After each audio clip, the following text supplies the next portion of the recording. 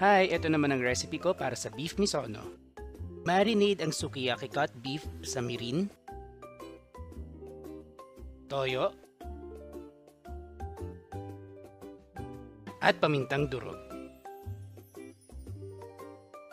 At sesame oil.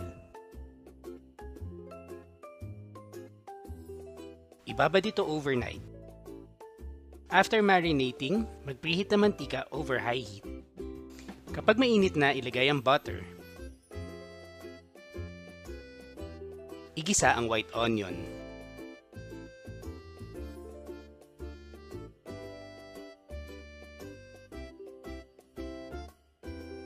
Kapag medyo translucent na, pwede nang ilagay ang marinated beef.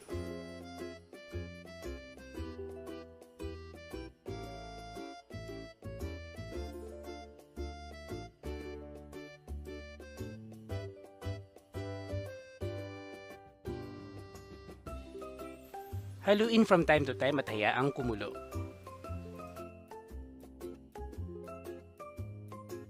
Kapag medyo malambot ang beef, pwede na maglagay ng sugar at water.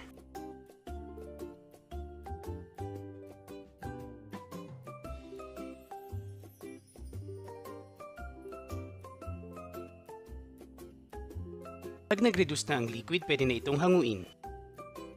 Top with toasted garlic at iserve with rice. And that's it for our recipe for today. Hanggang sa susunod, paalam!